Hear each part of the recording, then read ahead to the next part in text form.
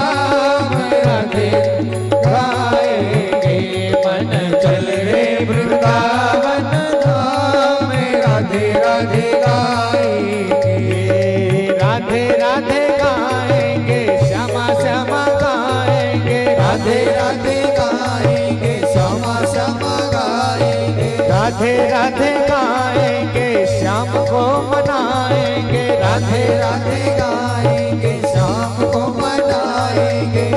तेरा घोड़ी लगे ना दाम, राधे राधे गाएंगे। तेरा घोड़ी लगे ना दाम, राधे राधे गाएंगे।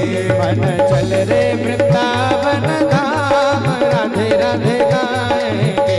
मन चल रे वृंदावन धाम, राधे राधे गाएंगे।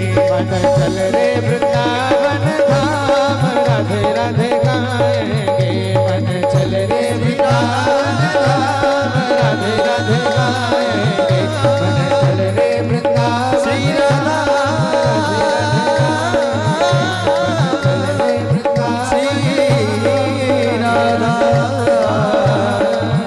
श्री राधा,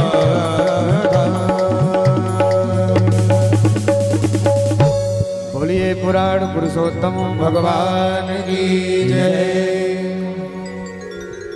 सज्जनों, कल कथा में जहाँ विराम लिया था बस उसी के आगे चल रहा है। आनंद कंद भगवान श्री कृष्णचंद्र जी महाराज की लीलाएं प्रारंभ हुई। महाराज ब्रह्मलोक तक खबर चली गई, भगवान का यश, भगवान की कीर्ति ब्रह्मलोक तक पहुंची। महाराज ब्रह्मा जी को लगा कि थोड़ा सा मैं भी जरा कृष्ण के महत्व को देख लूं। ऐसा ब्रह्मा जी ने सोचा। एक दिन भगवान श्री कृष्णचंद्र जी महाराज अपने मित्र मंडली के साथ जंगल में बछेरू चराने के लिए गए हुए थे। महाराज ब्रह्मा जी आए। ब्रह्मा जी ने सारे बछड़े और सारे बछेरुओं को चराने वाले, जिन्हें हम अपने यहाँ बरेदी कहते हैं, पूरे बरेदियों को एक गुफा में चोरी करा करके गुफा में बंद कर दिया।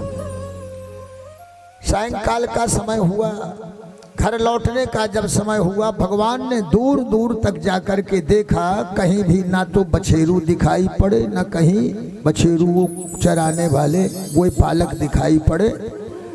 भगवान को लगा यह कलंक आज मेरे माथे पर जाएगा। ना तो पूरे ब्रजमंडल में ना तो कहीं कोई गायें दोही जाएंगी और ना ही कोई माता अपने पुत्रों के बिना भोजन करेगी। इस तरह का भाव भगवान को मेरे मित्रों जगा। भगवान ने जितने बछेरू थे उतने बछेरू बना दिए, जितने बछेरुओं को चराने वाले बरेदी थे, बालक थे, उतने बालक बना दिए। विशेषता देखें, जिस रंग का जो बालक था, जिस रूप का जो बालक था, जिसके जैसे कपड़े थे, जिसकी जैसी छड़ी थी, इतना ही नहीं, अगर किसी बालक की 6 अंगुली थी, ऐसे बालकों को भगवान ने बना दिया। उतने उतने ही उम्र के, उतने उतने ही रंग के भगवान ने बछेरू भी बना दिए और सबको साथ में लेकर के आए। विशेषता देखें, अभी अभी भगवान ने सृष्टि की है और वे सारे बालक अपने ही अपने घर में जा रहे हैं, वे बछेरू अपने अपने घर में जा रहे हैं। माताओं ने विधिवत बालकों के साथ भोजन किया, गायों का दोहन हुआ। सज्जनों, 1 वर्ष तक ब्रह्मा जी ने गुफा में बालकों को और बछेरुओं को बंद रखा था। भगवान ने अपनी माया को उनकी सुरक्षा के लिए लगा दिया था। माया भगवान की उनका भरण पोषण करती रही। जब ब्रह्मा जी को लगा कि अरे किसी प्रकार का कोई भी दुष्प्रभाव यहाँ पर नहीं पड़ा, आज भगवान पुनः जंगल में मित्रों के साथ आए हुए हैं। भगवान एक जगह बैठ करके और दही और भात का भोजन कर रहे हैं। उसी समय ब्रह्मा जी ब्रह्मलोक से आए। ब्रह्मा जी ने भगवान का दिव्य दर्शन किया। बोले नौमीड नौमीड ते प्रभु से तड़िदंबराय गुंजावतंस परिपिच्छल सन्मुखाय वन्यस्रज कवल बेत्र विषाण वेणु लक्ष्मश्रिय मृदुपदे पशुपांग जाय। आए ब्रह्मा जी भगवान के चरणों में गिर गए। महाराज प्रार्थना करने लगे, बोले हे इड्य, अरे स्तुति करने योग्य भगवान, मैं आपको बार बार प्रणाम कर रहा हूँ। कैसे हो? तड़िदंबराय, आपके कपड़ों को देख करके ऐसा लगता है जैसे कपड़ों में बिजलियां चमक रही हो। महाराज गुंजावतन से परिपिच्छ लसन मुखाय, आपका मुखार बिंद ऐसे ऐसे सुशोभित हो रहा है जैसे महाराज कमल की शोभा हो, अथवा जो अपने यहाँ घुंचू हुआ करती हैं उस तरह का आपका मुखार बिंद है। वन्यस्रजे, आप वनमाला धारण किए हुए हो। कवल, मुख में दही और भात का कौर भी दिए हुए हो। विषाण वेणु, आपके हाथ में बंसी सुशोभित हो रही है। इस प्रकार से स्वरूप को देखा, महाराज प्रार्थना करने लगे। ब्रह्मा जी दंडवत गिर गए। कहने लगे, बोले अजानता महिमानं तवेदम, कृष्ण मैं तेरी लीला को, तेरी महिमा को नहीं जानता था, मैंने इस प्रकार का दुस्साहस किया, मुझे क्षमा कर दो। भगवान ने कहा, बाबा इसमें आपका कोई दोष नहीं है, संसार के लोग ऐसा ही तो किया करते, यदि आपने ऐसा किया तो इसमें कोई आश्चर्य की बात नहीं है। क्या था? ब्रह्मा जी गए, जाकर के 1 वर्ष तक गुफा में बंद उन बालकों को, उन बछड़ों को छोड़ा। वही वहाँ से आए, आकर के भगवान से लिपट लिपट करके उन्होंने अपनी विरह की व्याधि को दूर किया। इतना सब कुछ होने के बाद ब्रह्मा जी जब जाने लगे, सज्जनों एक प्रमाण पत्र दे करके गए। बोले अहो भाग्यम, अहो भाग्यम, अहो भाग्यम, हो भाग्यम, नंद गोप ब्रजौ कशाम जन्मित्रम परमानंदम पूर्णम ब्रह्म सनातनम। बोले अहो भाग्यम अहो भाग्यम नंद गोप ब्रजऊ कसाम। नंद बाबा के इस ब्रजमंडल में रहने वाले जो गोप ग्वाल हैं ये सब के सब बड़े भाग्यशाली हैं, क्योंकि जन्मित्रम परमानंदम पूर्णम ब्रह्म सनातनम। यही प्रमाण पत्र है। बोले जिनका मित्र परम आनंद देने वाला पूर्ण सनातन ब्रह्म है। सज्जनों, ब्रह्मा जी ने मान लिया कि वास्तव में ये साधारण बालक नहीं है, ये पूर्ण सनातन ब्रह्म है। पूर्ण सनातन ब्रह्म की उपाधि दे करके ब्रह्मा जी अपने लोक को चले गए। सज्जनों, आप सबको पता है भगवान ने गोवर्धन पर्वत को धारण किया। गोवर्धन पर्वत एक दिन नंद बाबा प्रातः काल से फूल पत्ता लाने की व्यवस्था में जुटे हुए थे। महाराज भगवान श्री कृष्णचंद्र जी महाराज ने नंद बाबा को इस तरह से व्यस्त हुआ देखा। पूछने लगे, बोले बाबा आज बड़े व्यस्त दिखाई पड़ रहे हो, अपने यहाँ कुछ होना है क्या? नंद बाबा ने कहा, बोले बेटे आज परंपरा अनुसार अपने यहाँ देवराज इंद्र की पूजा की जानी है। महाराज भगवान को अच्छा नहीं लगा। भगवान ने कहा, बोले बाबा देवराज इंद्र की पूजा किस लिए आप करोगे? देवराज इंद्र की पूजा का परिणाम क्या होगा, इसका फल क्या होगा? नंद बाबा ने बताया, बोले बेटे पर्जन्यो भगवान इंद्रो। महाराज इंद्र मेघों का स्वामी है। इंद्र जब मेघों को आदेश देता है तब मेघ वर्षा करते हैं। इन पर्वतों में, इन पहाड़ों में घास पत्ता सब कुछ होता है। कर्मयोगी भगवान ने विरोध किया। बोले बाबा जो तुम्हें प्रत्यक्ष फल दे रहे हैं उन पर तुम्हारा विश्वास नहीं, जो दिखता भी नहीं है उस पर आपका विश्वास है। आज देवराज इंद्र की पूजा नहीं होगी। महाराज नंद बाबा ने बहुत समझाया। बोले बेटे कभी कभी परंपराओं का उल्लंघन करने पर बहुत बड़ा अनर्थ होता है, इसलिए हमको परंपरागत रूप से चली आई इस देवराज इंद्र की पूजा को करने दो। भगवान ने कहा, बाबा आज देवराज इंद्र की पूजा नहीं होगी। चूंकि नंद बाबा आदि ने भगवान के बहुत सारे चरित्र देख लिए थे, मान गए। भगवान ने कहा, पूरे ब्रजमंडल में घोषणा करा दीजिए, सब लोग दिव्यादि दिव्य पकवान तैयार करें आज और इस पर्वत की पूजा की जाएगी। महाराज घोषणा हो गई, दिव्यादि दिव्य पकवान तैयार हुआ। दोपहर का समय हुआ, पूजा का समय हुआ। दौड़े दौड़े भगवान गए, जाकर के पर्वत की चोटी पर बैठ गए। सबने धूप दीप नैवेद्य से भगवान की पूजा की। सबके द्वारा दिए गए नैवेद्य को भगवान ने ग्रहण किया। महाराज जैसे ही पूजा समाप्त हुई तत्काल देवराज इंद्र को कहीं से पता चल गया। देवराज इंद्र कुपित हो गए। उन्होंने अपने बड़े बड़े मेघों को बुलाया और बुला करके कहा, बोले जाओ इतनी ज्यादा वर्षा ब्रजमंडल पर कर दो कि सारा ब्रजमंडल डूब जाए, जल में डूब जाए। वर्षा प्रारंभ हो गई। बोले स्थूणा स्थूला वर्षधारा, बड़े बड़े मोटी मोटी बूंदों की वर्षा प्रारंभ हो गई। महाराज जब सारा ब्रजमंडल डूबने की कगार पर हुआ, पूरे ब्रजवासी दौड़े दौड़े आए भगवान श्री कृष्णचंद्र जी के पास। बोले लल्ला हम लोगों ने कहा था ना कि परंपरा का उल्लंघन करने में बहुत बड़ा अनर्थ होता है। हमारे पास केवल गोधन मात्र ही धन है, सारा हमारा धन डूबने की स्थिति में है। महाराज भगवान श्री कृष्णचंद्र जी ने सबको सांत्वना दी और दौड़े दौड़े गए। जाकर के गोवर्धन पर्वत को भगवान ने हथेली में उठा लिया, उठाया। सबसे कहा, बोले गोधनानी पुरस्कृत्य, अपना सारा गोधन सारा धन लेकर के पर्वत के नीचे आ जाइए। महाराज सारे ब्रजवासी पर्वत के नीचे आ गए। 7 दिन तक वर्षा लगातार देवराज इंद्र ने करवाई। निवेदन करूं भगवान श्री कृष्णचंद्र जी की उम्र अवस्था उस समय केवल 7 वर्ष की थी। 7 वर्ष की अवस्था वाले भगवान श्री कृष्णचंद्र जी महाराज ने 7 दिन तक गोवर्धन पर्वत को हथेली पर धारण किया। महाराज मित्रों को लगा कि थोड़ी सी हम भी सहायता कर दें। मित्रों ने कहा, लल्ला ज़्यादा दिन हो गए, थक गए होगे, थोड़ा सा हम लोग हाथ लगा लें, आप थोड़ा विश्राम ले लो। भगवान ने कहा भैया बड़ी अच्छी बात है। मित्रों ने जैसे ही हाथ लगाया, मेरे मित्रों पूरा पर्वत धंसने की स्थिति में हो गया।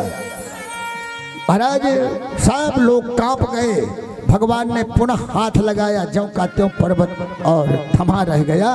7 दिन तक निरंतर वर्षा हुई। महाराज जब कोई प्रभाव नहीं पड़ा, आज देवराज इंद्र भी आए, आकर के भगवान के चरणों में गिर गए। बोले कृष्ण अजानता महिमानं तवेदम, हम तुम्हारी महिमा को नहीं जानते थे, हमें क्षमा कर दो। महाराज देवराज इंद्र ने कहा, बोले मुझे लोग इंद्र कहते हैं, आज से तुम्हारा नाम उपेंद्र हो जाएगा। सुरभि साथ में आई थी। सुरभि ने जाते जाते कहा, बोले चूंकि तुमने गोवर्धन पर्वत को 7 दिन तक धारण किया, गायों की रक्षा की है, इसलिए आज से तुम्हारा नाम गोविंद हो जाएगा। गाह बिंदती थी गोविंदा, जो गायों की रक्षा करे उसी का नाम सज्जनों गोविंद हुआ करता। इस प्रकार से तमाम परीक्षाएं भगवान की हो गई। सज्जनों कंस निरंतर भगवान के मारने का प्रयास करता रहा, तमाम प्रकार के दैत्यों को भेजा। आपको पता है सकटासुर नाम के दैत्य का भगवान ने पहले ही वध किया, फिर अघासुर, बकासुर, तृणावर्त, तमाम प्रकार के दैत्यों को भेजता गया। भगवान खेल करते करते सारे दैत्यों का विनाश करते गए। महाराज कंस को लगा किसी प्रकार से हमें कृष्ण को मारना है।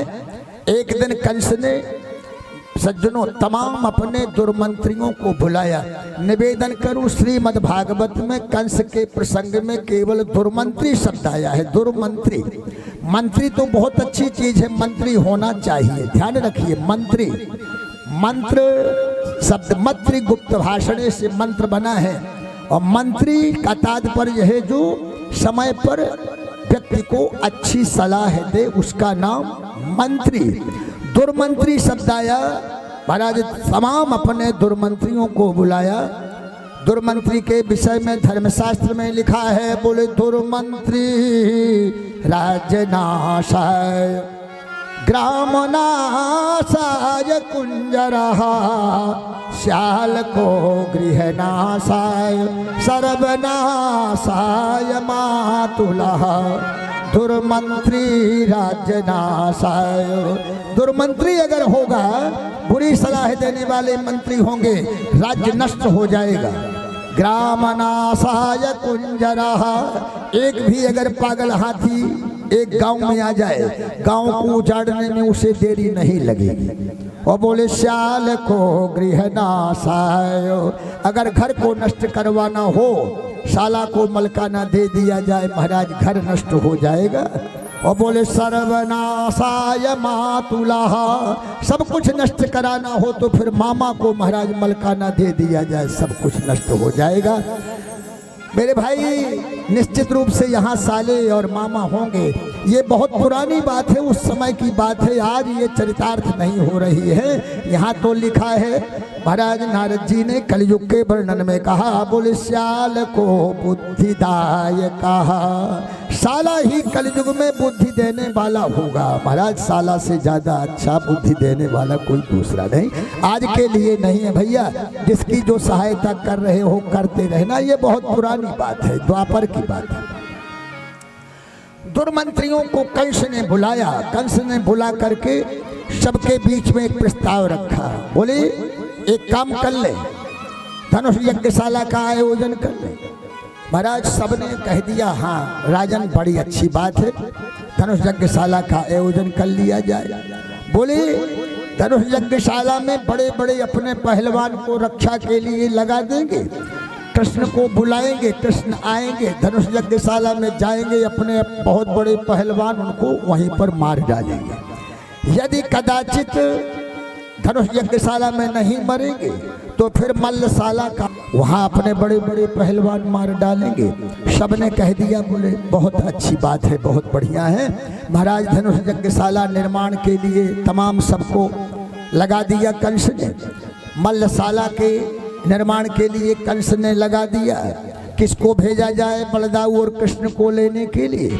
थोड़ी देर चिंतन किया, फिर अक्रूर जी का नाम आया। बोले अक्रूर जी को भेजा जाए। महाराज अक्रूर जी को कंस ने बुलाया, बुला करके कहा, बोले भैया आप जाइए, कृष्ण और बलदाऊ को यहाँ ले आइए। महाराज डरती हुई भाषा में, सहमी हुई भाषा में अक्रूर जी ने पूछा, राजन यहाँ उनके बुलाने का प्रयोजन क्या है? बोले धनुष यज्ञशाला का आयोजन करवा रहे हैं, वहाँ आएंगे, अपने बड़े बड़े पहलवान मार डालेंगे।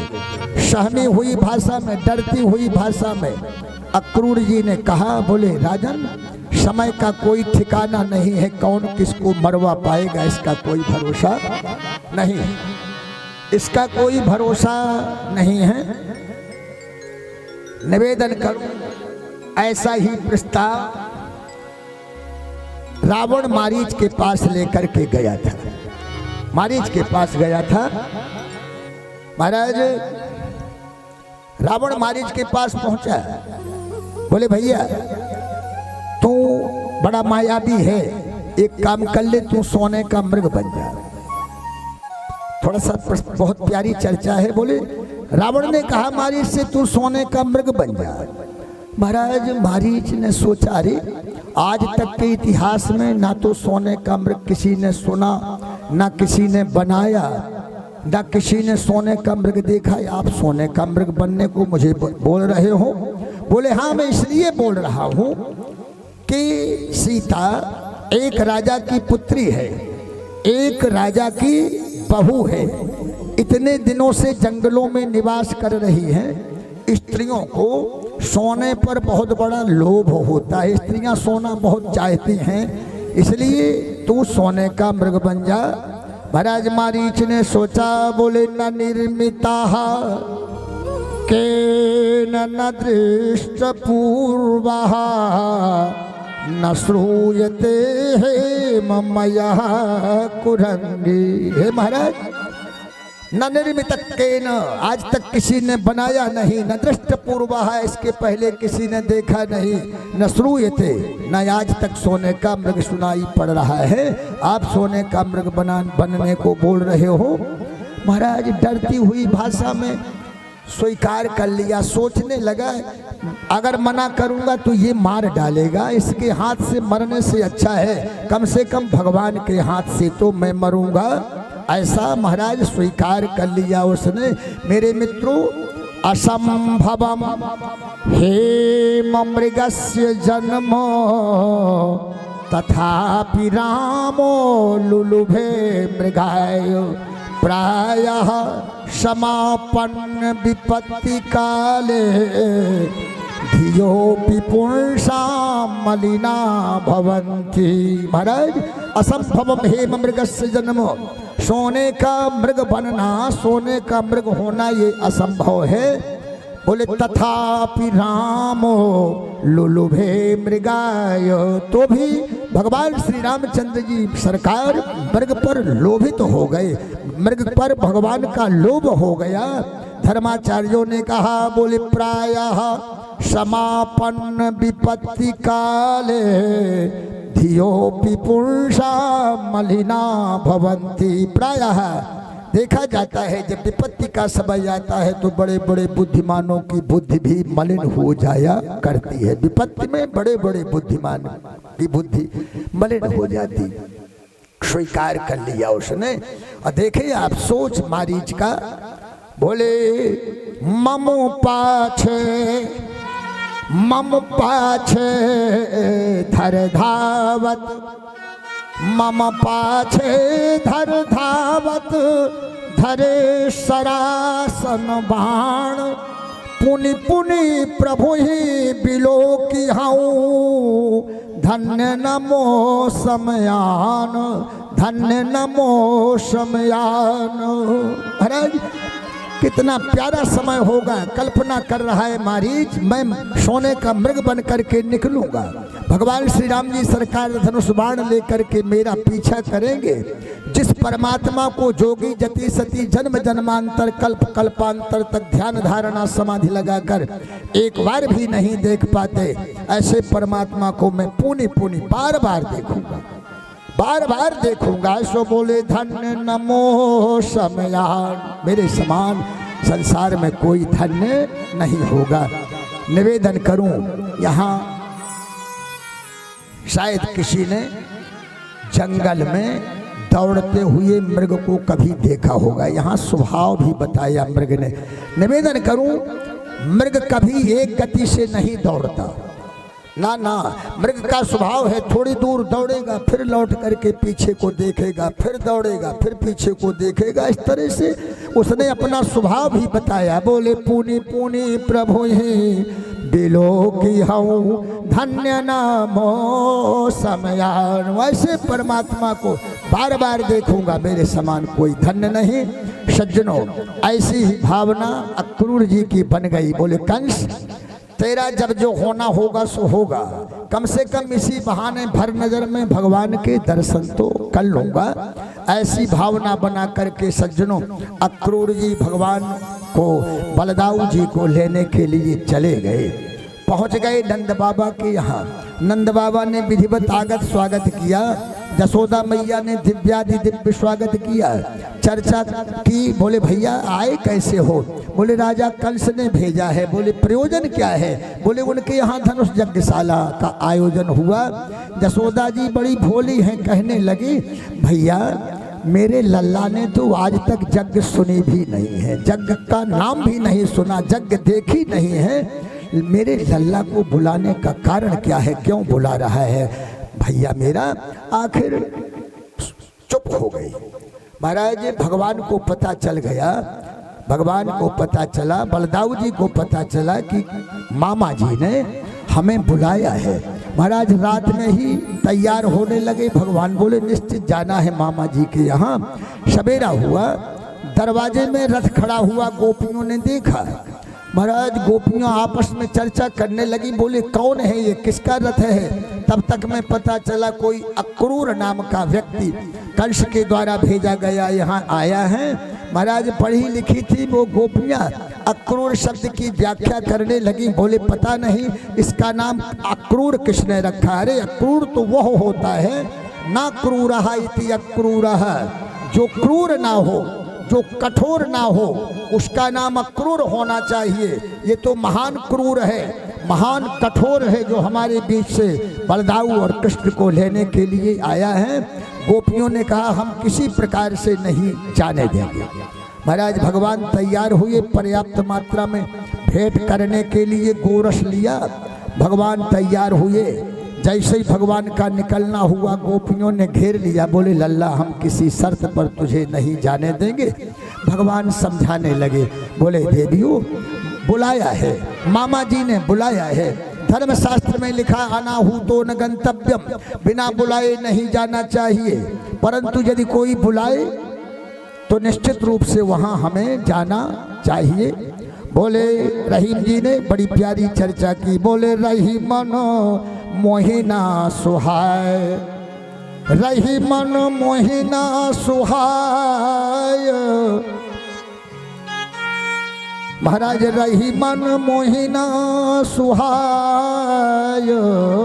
मुझे बिना सम्मान के कुछ भी नहीं अच्छा लगता, परंतु जो विष दे ये बुलाए मान सहित मरीबो भलो। अगर कोई बुला करके विष भी देता है तो सम्मान पूर्वक मर जाना भी अच्छा है।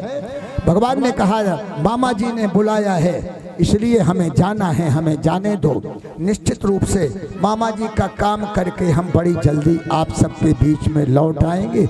महाराज भगवान रथ पर सवार हुए। अक्रूर जी ने रथ चलाना शुरू किया, गोपियों ने रथ का पीछा किया।